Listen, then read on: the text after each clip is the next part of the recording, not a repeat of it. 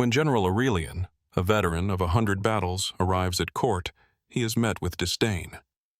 But when one of the kingdom's finest royal guards decides to put the general in his place, Aurelian responds in a way that leaves the entire court in stunned silence. General Aurelian rode into the royal capital after a long journey. His armor was covered in road dust, his horse visibly exhausted, yet his posture remained impeccably straight, and his warrior's gaze was as sharp as ever. At the palace gates, royal guards awaited him, silently assessing his arrival. Their perfect stance and impeccably polished armor stood in stark contrast to the rugged simplicity of the general's battle-worn gear. The guards reluctantly allowed him inside, and soon he found himself in the throne room. Everything here was designed for spectacle. Marble columns, crimson tapestries, a vaulted ceiling adorned with golden patterns. But Aurelian paid no attention to the luxury.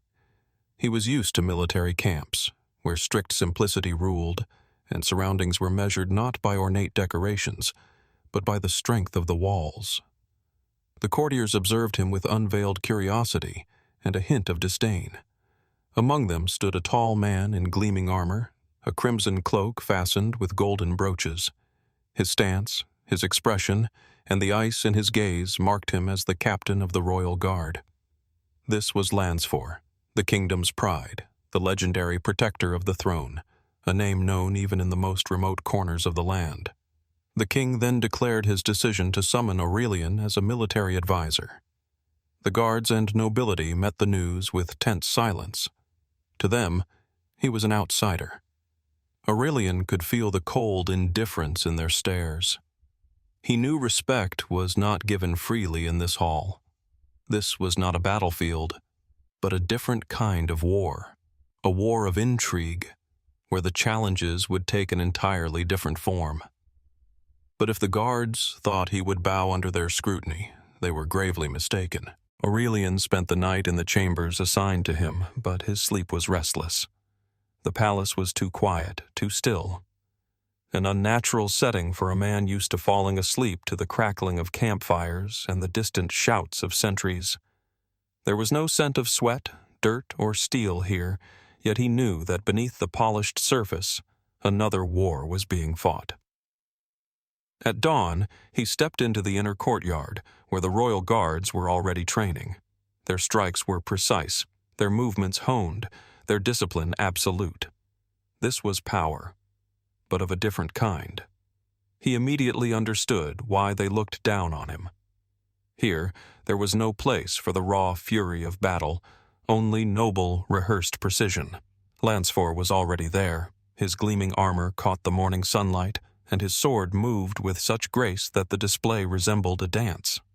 Effortlessly, he parried the strikes of multiple opponents, as if this were merely a drill and not real combat. The guards watched him with admiration. Aurelian remained in the shadows of the columns, observing.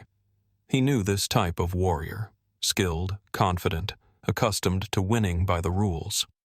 Fighters like this always despised the chaos of true battle, where there was no place for perfect technique, only instinct, speed, and the ruthless necessity to survive. After a few minutes, Lansfore ended his training, wiping his blade clean before finally turning to face him. Their eyes met. There was no contempt in the captain's gaze, but there was a challenge. He had already made up his mind. Aurelian was not a guest, but a test, and that test would soon become official. That evening, the palace held a grand reception in honor of the newly arrived general. The vast hall, bathed in the soft glow of candlelight, radiated opulence. Long tables overflowed with lavish dishes, and fine wines flowed freely. Courtiers, draped in velvet and gold, glittered like gemstones, but behind their courteous smiles lay cold, calculating scrutiny. Aurelian felt like a stranger among this refined gathering. He stood slightly apart, watching as nobles and military leaders discussed politics, conspiracies, and courtly intrigues. The brutal campaigns he had endured for years felt distant and insignificant in this world of polished words and hidden daggers. Lansford approached, flanked by a few royal guards. His smile was almost friendly, but his eyes betrayed something else, a hint of amusement, laced with an unmistakable challenge. A loud toast in honor of the general drew the attention of the entire hall. Goblets were raised, but the voices carried a subtle undercurrent of mockery. The courtiers barely concealed their skepticism. What could a man accustomed to brute military force possibly know of true nobility? In conversation, Lansford made a remark, too refined to be an outright insult, but sharp enough to be understood. He spoke of honor, tradition, and the artistry of combat, an art that, perhaps, not everyone was capable of mastering. The hall fell silent, waiting for Aurelian's reaction. For a few seconds he studied the captain's face, then took a slow sip of wine. His expression remained unchanged, but the air in the room grew thick with tension. He knew this duel was inevitable, and he knew that by tomorrow morning the palace would witness what true battle looked like. Dawn found the palace brimming with anticipation. In the grand hall of the royal guard, a spacious chamber bathed in cold morning light, courtiers, warriors, and even the king himself had gathered. This was no longer just a personal confrontation. It had become an event whispered about in every corner of the palace. Aurelian was the first to enter. He wore no ceremonial armor, only his trusted leather battle gear, hardened by years of war. His sword was not a decorated masterpiece, but a weapon that had tasted the blood of countless battles. He did not look like an aristocrat prepared for a duel, but the quiet confidence in his stance spoke of a man who had faced death 1,000 times. Lansford arrived moments later. His crimson cape trailed behind him, and his perfectly balanced blade gleamed in the sunlight. He was the embodiment of the royal guard, majestic, composed, assured. He knew this duel was meant to demonstrate the difference between the crude force of battlefield generals and the noble finesse of royal warriors. Silence. Lansford made the first move, and with it, he showed why he was considered the best. His strikes were swift, precise, almost flawless. He moved with an effortless grace, his sword cutting through the air in perfect arcs. His attacks were methodical, calculated, probing the general's defenses, but Aurelian did not falter. He did not attempt to match the elegance of Lansford's movements. He countered with hardened efficiency. His parries were firm, his counterattacks sudden and forceful. He did not waste energy on unnecessary flourishes. Every motion was deliberate, every step measured. Seconds stretched into minutes. Lansford attacked, but he could not break through Aurelian's defense.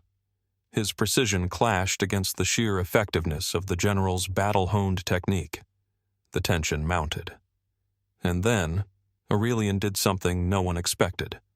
Instead of merely blocking the next strike, he shifted the rhythm of the fight, closing the distance abruptly and striking not with his sword but with his shoulder, slamming into Lansford and knocking him off balance. The move was simple but devastatingly effective.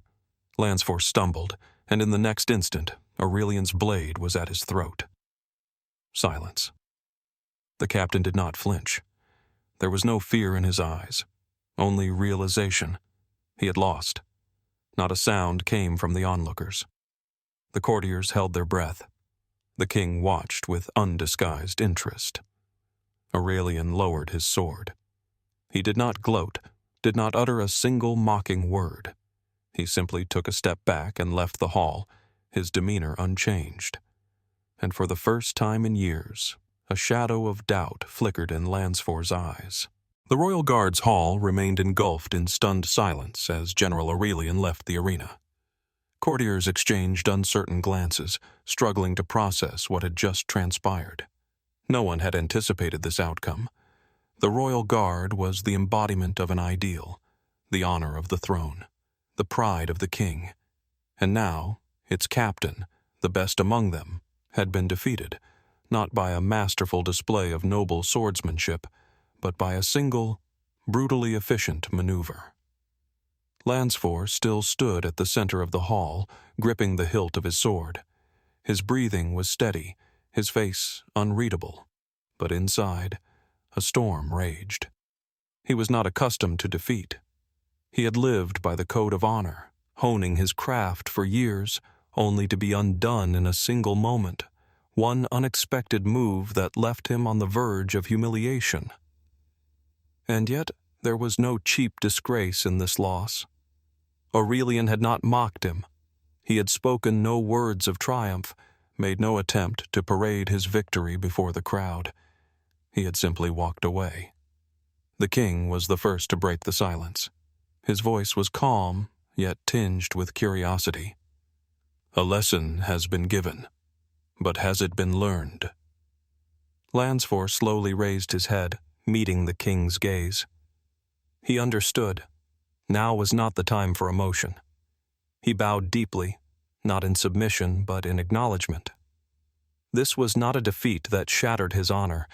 It was a moment of realization, one that he would have to reconsider. Meanwhile, rumors of the duel spread like wildfire through the palace. Guards whispered about it in hushed tones. Courtiers speculated about its implications, and young soldiers eagerly attempted to replicate Aurelian's maneuver during their drills. His name was no longer that of a mere outsider. It had become legend. That very evening, the king summoned Aurelian to his private chambers. In the presence of his most trusted advisors, he spoke the words that would change the future of the palace. "The time for change has come, and it will begin with you, General." General Aurelian stood before the king, his expression calm but watchful. Much had changed since that morning's duel, not only in the attitudes of the courtiers, but within the royal guard itself. He was no longer just an invited guest. He was a force that could no longer be ignored. The king sat in his massive throne, regarding Aurelian with a faint smile. Surrounding him were a handful of high-ranking advisors, including senior commanders and veteran guards. But the most important man in the room stood slightly apart. Lansford. The captain no longer carried himself with arrogance. There was no trace of wounded pride, no resentment, only a quiet, restrained determination. His defeat had changed him, but it had not broken him. He understood that if he wanted to remain the best, he would have to reassess his own principles.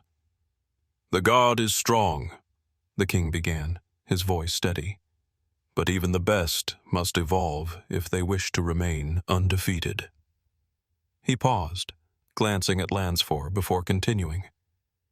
"I have seen your strength, Captain, and I have seen the general's strength. Your duel was not just a contest, it was a revelation. The times demand new ways of thinking." Then he turned to Aurelian. "I want you to stay, not as a subordinate, not as a court advisor, but as someone who can bring to my guard what it lacks." The offer was unexpected. The tension in the room was palpable. Courtiers stiffened, guards exchanged wary glances. This was no mere appointment. It was an acknowledgement that the traditions shaping the royal army for generations needed to be challenged. Aurelian hesitated. He was a man of war, a soldier who belonged on the battlefield, not among palace intrigues. But he also knew that the strength of an army was not just in its weapons, it was in its ability to adapt. "The guard is the honor of the king," he finally said. "If I am entrusted with making it stronger, I will take on that duty." Lansford studied him for a long moment. Then, after a brief pause, he stepped forward and nodded. It was a silent acknowledgement.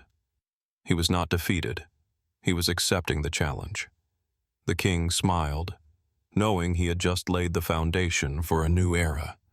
Thus, General Aurelian was no longer just a guest at court. He became the man who reshaped the guard, and perhaps the entire kingdom.